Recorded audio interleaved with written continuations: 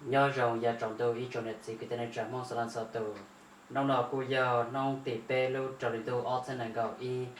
và thế chỉ sẽ hai tiền cho nên cho gì trồng có một phong dư số số tù chỉ hai nhau trồng tới chờ lo tới chờ mẹ sẽ đợi cô yên chi trồng cho cái nó khác nhau rồng thia trước có là một sinh trí trong nhà trồng tôi nông tỷ bê nọ cụ chỉ xong cung ba tàu sáu sự đến đợi đau chi cha nhưng ba cho là một thua tờ thiết thạch trồng bê sẽ đợi tòm nông và tất nhiên là thì cho nên cho chị chọn cái một phong dư vừa cho các tí là một cọng trầu của một ít biết tổng đây nó thôi trước sau sự nó cũng cho biết là một thà thiết bỏ cho rồi khó sau sự chờ chờ hay cho trầu ít tuần na lo cần cầu cô ta là một cho trầu y dị mong lời nhau trong đấy lúc trẻ lia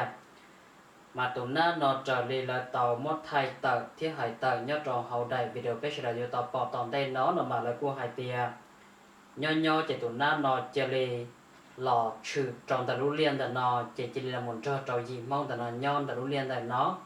giá món tu tờ nó chỉ tụi nó cu tờ là một chè là chỉ tờ là một bự nho trò hậu tê cá chè lia lò xin tờ tê tờ trong ăn tờ lũ chè liên tờ một tên món nó chỉ cu hỏi thì bự ý nhật đây rồi tờ lũ chè liên tờ bây giờ mù chè trò bè tụi trừ lia lơ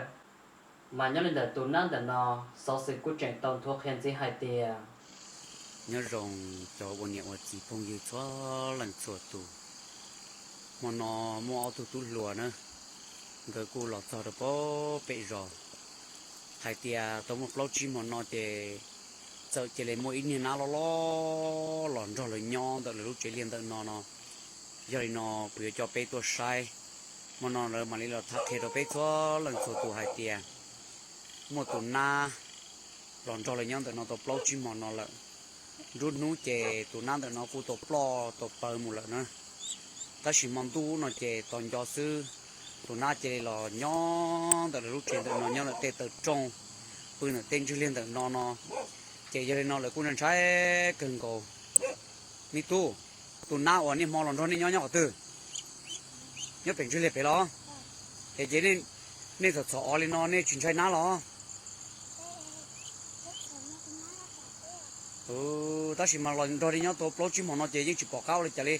mong tôi lòn rút hun họ plot nó lo giờ thì nó chuẩn giờ gì kia cho phong cái sự sụt tụ nữa mà nó cũng tôi dành khó sự tụ ná lần rồi nhá tụi nó tali tụi một plot chim nó rồi bị nó tụi nó lo thì tiếc bỏ tôi lo một reo nếu chúng tôi lo sao chỉ lo phụ cho rồi nó lo nếu chỉ tao năng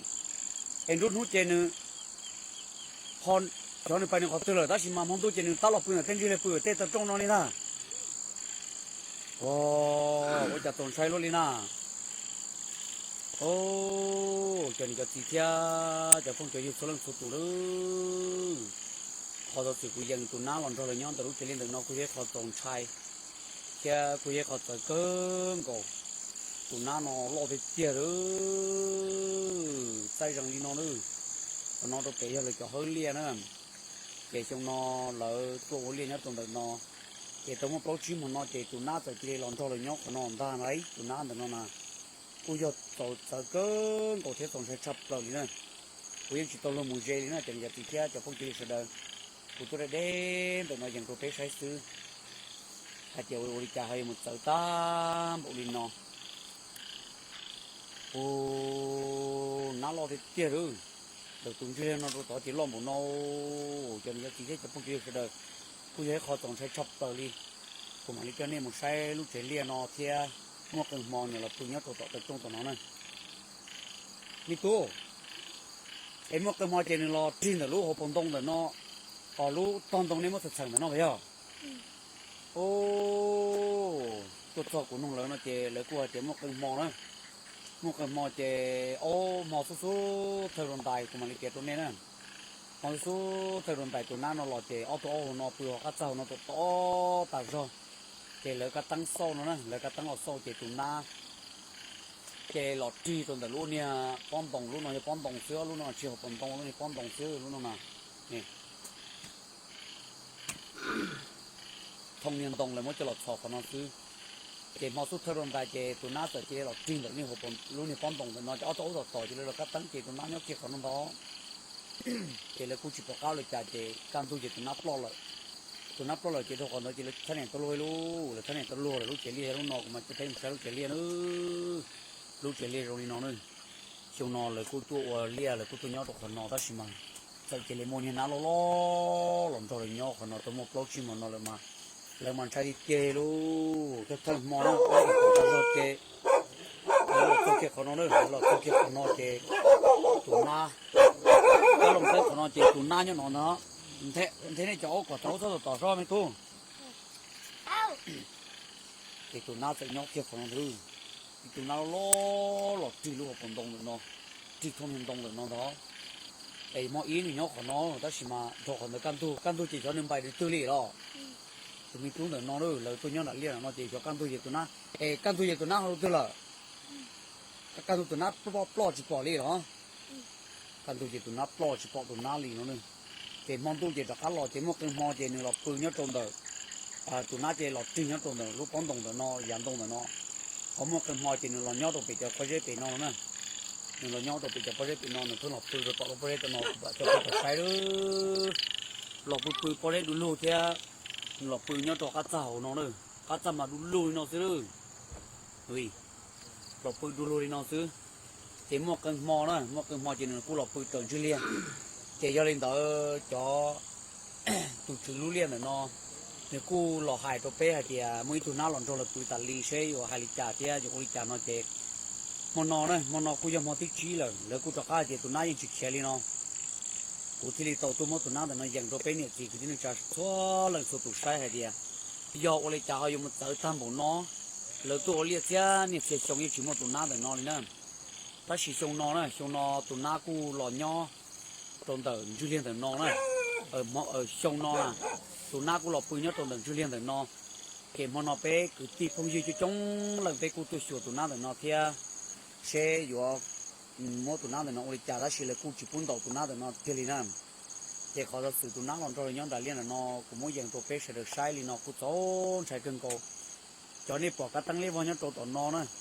món nó bé cô tôi chúng lần cân cầu cho cứ cho ti theo cho phong cho dư là cô nhìn nó vào chơi tụi nó theo nên chơi tụi nó thì nó ta ra ta rồi thì là cô tua chống lần được nó ít chơi thì tua cho lên nó nữa ít chơi thì tua cho rồi bơ rồi lên nó giờ tôi xịt thả xe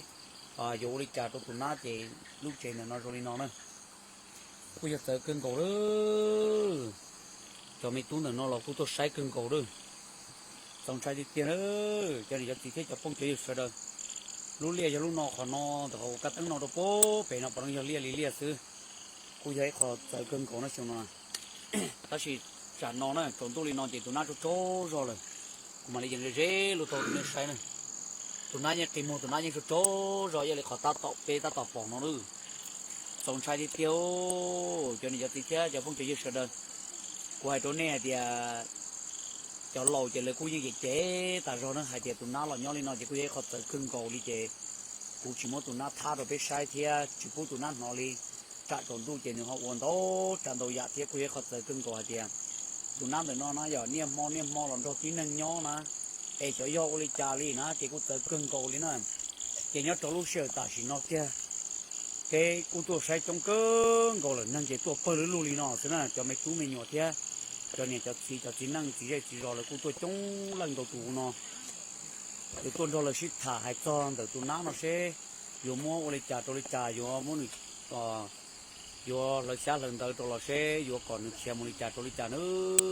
sai đi tiền nữa cho nên cho tiền xe cho không cho gì nữa mà nó cũng giờ im mò là cho mấy tú mình xài nó là cũng là hai trò chè mong tí chín nữa nó là tụ nó như chỉ xe tiền rồi nung gì tụ nó phải tụ nó lờ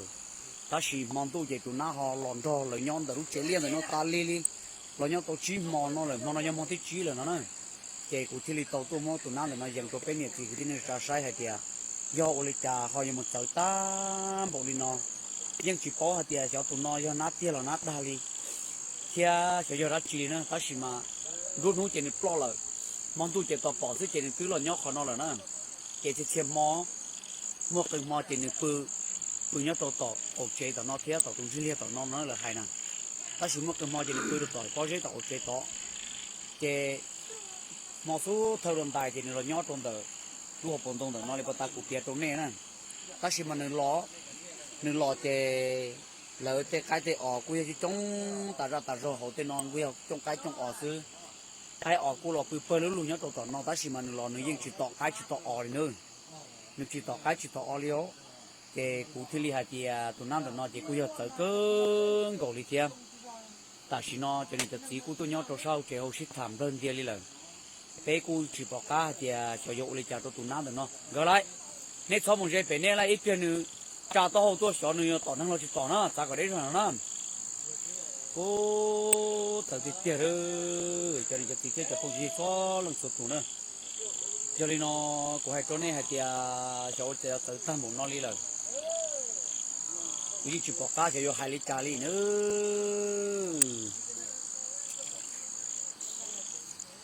thì cô giờ tự cưng cầu đi còn nó cô giờ khó tự cưng cầu đi thì cũng mà đi dần dần tụi này sai ôi dùng cơ tụi nó yêu ta rồi xong một giây nữa ô chỉ thế cho phong chuyện sợ rồi chẳng nói chỉ lúc tao kia tao đều nó ô chỉ nhiều xem một chỗ đều nó rồi chỉ lấy khó và biết chuyện tàu sai thêm nó ta là một nọ cú giao khó và sao sự cho cái tiếng mong là cú tàu một thay tụ nan là nó biết chuyện tàu bỏ thiết tàu bao mà trở đi tụ cái tiếng nó tàu hai tàu nhớ trò hậu sao sự lò xì hậu đại clip video này mà nó cú hai tiền tụ nan để nó chỉ tức là một nhớ tròn đại lúc chuyển lên là nó tạo nên trí nông lỡ chỉ cú tàu trò tụ chữ liên là nó cú giao hai tiền chai lò xì ở một cái thơ sáng giờ này nó là thiết tàu là một sự làm cho trâu cho của cái tên trả nhau trong tại là lúc rõ mà trong thực sự nó cũng chỉ tao mất thảm ơn trên hải tiệt trừ sĩ nhau trâu chân trả lúc rõ từ chỉ nhau nên là tụi nó để nó là chỉ đi khó biết là tàu sẽ ta làm một nọ cũng như hải tiệt một chỗ cái gì mong cho nên tàu tụ cũng tàu tôi một sai hải cho khỏi vua à tôi một sai sẽ vua đi chặt tụi nó để nó lò xì vua mua à chạy một trò khó tư là xì vua đi chặt đâu nhớ trong đời khó so sánh nó cũng ý khó so sánh và chọn trai là gì giờ giờ cái cầu đi chỉ cũng chúng mất thật cho biết là ta bắt nó theo sơ lò trâu ra trong giờ học班的nó cũng cho biết là một thật cho so sánh nhớ trâu tới chờ xua đợi lúc sáng hơi lồng chèn bỏ tao hai tia có chuột tornado và cũng tới tao mất cha tờ một lần nhớ trâu lúc chỉ hiện lúc ta là một tờ ta chỉ nó cho cái là một trâu tờ tới chờ xua của dân tờ luôn trong sáng chư lúc sáng hơi lông chè bỏ tao hai tia có cho nó dễ có cho vật dọn trái cân gạo lì tao là một chút thêm là trâu lên đó cậu trâu tụi tên này trâu mơ ít tụi của tao ta chỉ là do xe mù nhớ lên được họ tới mà nó ra tao sẽ của tao mong thọ tờ nhớ trâu không tì bê lưu trâu lên đâu xóa sẽ này gạo ít bây giờ nông nọ sau sự của tao cha tờ hai trâu cán tờ nó hai tia nhớ trâu thật trâu lên đó giá trâu mong trâu tu nông tì y lúc trâu lên tu ở trên này gạo y bây giờ nông một ta là một tờ nhớ tròn tờ luôn trong sáng chư lúc sáng hơi lồng kia bây giờ tìm một trâu sa nông tầng trên trong trâu sa cầu tên tại tết chờ số của tàu trừ sĩ có hoa chuột tornado ta là một chút thêm là trâu nhiệt gì bê sen cháu va chè bỏ tàu hai tiền mua cháu va chè của trâu cho kê của trâu một lời tan cho giờ ít của bao cháu gì lúc trên gấu chỉ tên đại cú ta là một chỉ tên mình cho lại cho trẻ tuổi xa bỏ tàu hai tiền mua tàu lúc cần gạo lì của trâu khó tên mình đại nọ thiên nhất trong đời khó tên mình có chuột tornado ta là một chút trâu trong đời lúc sáng hơi lồng chiên đại nọ cho lại cho nọ trừ ta là một son chua giờ chúng mất xã quan nhiệt chia trong đời khó kết của trôn đại nọ bỏ tàu hai tiền trong tàu cho lên đời chỉ chút ô lan yuan lò xì thật cho lên đời xả chút trâu tư kỳ bỏ tàu hai tiền một cái xì hành tàu cần gạo đi nhớ đó lúc xưa ta xì nọ cho cú phải là cô ta to một xì ba chân chía khó xử thân nó hai tiền sẽ họ bộ mò lên từ tàu ta xì năng gì vương tôn là nó chỉ cho nên của tàu ta xì năng cho xuyên tại mua giờ y lên cho vật trò món tạo lên đời cầu trào lên là xì chan tại thiếp còn nó cũng dễ khó xử sự vật dòng chơi cần gạo trừ xì trào tới trời số hai giờ trào có chuột thằng đồn tàu dễ có chủ mua rau thiê dòng chơi cần gạo đi mất thật trò bé sẽ là tập bắt lên nó theo sơ lò trâu chất dùng gì tổng tên nó cuối cho bé là một thật cho trâu xó sự các món sĩ kỳ nhất là thích theo lò chùa nông tì bé nó hay tì họ kỳ bé cho nên gì thiên xó sự của tông thua tờ nhớ trâu nông tì bé nó sau chơi học cán là nó hay tì cho nên kỳ các món sĩ họ thích theo lò chùa nông nó kia mua giờ chuồn láng nhớ trâu tờ lúc tuổi chân trong viện chẳng lên là trào lang lúc sáng trongภาษาcũng lên đây ở lang lúc sáng savana khe cũng lên đây y lang chỉ cho nó bây giờ cho kỳ chết rồi không nọ ta chỉ nói cho nên kỳ cái món sạch tam trọt thông là tích là chuẩn tận ta lúc sáng một cháu dẫn đây y chết cho bộ đó cho bé lang cho vật trạng bự khó mót trong chỉ khó mót tới do ốc của sẽ chậu chi lang cho vật tích khó cho một lời do ít chết cho bộ chỉ cho bao lang cho vật ta chỉ nên cho xem một đời trạng nhân đời bé lang để khó buôn đời theo sơ bỏ tao hai tiệt tết cho là chuỗi dân trạng muốn hành kỳ ca môn tại tụt xuân nông giờ này nó cho nên cho chỉ trồng có một phong gì số lần sau tụ giờ chủ tàu một giờ cái sửa city thay đủ khăn cỏ trong cái cỏ lúc xí hở no lò trâu chất dùng gì tận tên nào quý cho biết là một thả cho trâu sáu xì nhớ trâu sát sáng bỏ kéo hải cho trâu bè sen cho nhô tàu tua dòng trái canh cầu lì chỉ bao hải tiệt chỉ là trừ xì các món đã chỉ lì nhô nhô của trâu cho nhô để nó chỉ lì vào tua khó tấm mình để nó cố tàu thua tờ nhớ trâu nông tì bè lưu trâu hình thức ở trên này cầu in nông nọ trâu lì sáu xì tàu thua khéo cán để nó sáu xì có tàu thả lòn tờ lúc không cần cái sĩ cảm bà máy nhớ trong đời mường phá út đồng sa sáng bỏ keo là cô tàu hải treo cắn tàu hải tìa nông tì bé chào y truy lên đó sẽ làm gạo y trả lệ tụ chữ rò nhớ trong đời lũ rò bùng lạc cô tàu một hải treo cắn tàu hải tìa tàu mua bé sành cho nhô cô tàu tua thia sau sự cô trình tàu thà lòn gì tìa tàu cá với cho chữ rò cho một phần siêu cho sát chết xuống đàn nào của tàu tô một son chua sai khó tránh hải tiệt tan mạng do vì lý trả của tàu cho trên đàn thế tàu tua rồi nó trả lời cho tú của hậu lử nhớ trong tàu trẻ sai siêu sát chết xuống đàn nào của tàu tô một son chua khó tránh là của sát lục tàu hải tiệt nhớ đến đời trí tu nhu tàu tua đàn nào mà trả lời một sai khó tránh là một lời mà in tàu mà của do hải tiệt lúc lan đời trả chỉ tới giờ cô giờ hải tiệt mò mò nhớ cho họ lúc la khó thì on từ nó là cô hải tàu tiệt tôi nhung từ nó mà nề lò ông giàu lò xì muôn chữ tờ trong tờ nhớ lên được cần tôi nhung tờ bỏ tàu hải tiệt nhớ tròn ra sa cha từ là xin tờ lúc họ cuốn tờ bỏ tàu hải tiệt này muôn trả tờ mẹ là màu thia mà nhớ lên được khó tới mời cho nhiều tàu tua rồi nào mà cô dễ khó vật giờ thế giới tụi cái máu vật cần gạo lì khó tới mình nó trình nhất là cái son chua lòn đại cho và phán ngàn mua phần siêu sai siêu cho sát chết xuống nó chỉ là cho một son chua sai siêu sai họ do các món đã chỉ tàu cá và chít từ như nó tàu tua một lì nó lơ chỉ là cô tàu khơi lúc họ nửa to lên đời ốm mệt chỉ mà lì mua chít từ như nó cho là một phàu tàu cá và cho một phàu tao là chỉ là cô tàu chuột chua tua tụ các món để nó hoàn đê mà lên bông à tỏ cá và mốt vào ta chỉ là cô tàu chuột chua ít lượng gì nhất trong sòng bông à sao nó vừa cho khó và có tụ các món để nó chỉ là plon cho trâu chỉ như là nó một trong sát hậu ấy có chỉ số tạo được sáng trâu nó lơ chỉ nó cũng chỉ sau cô chủ mất sọ sơ cho là một thuộc hệ thiết tha tại trâu bê cho nèo gì trong phong gì sẽ là tầm long là một trò chơi nào theo sơ chỉ bê mà chỉ có là một sinh trí nhất trâu ta kỳ trồng tôi do hai tiền họ một sọ sơ đã chỉ là cô chỉ xem cô mà lại cho các là một thà thiết biệt cho biết sẽ tạo bao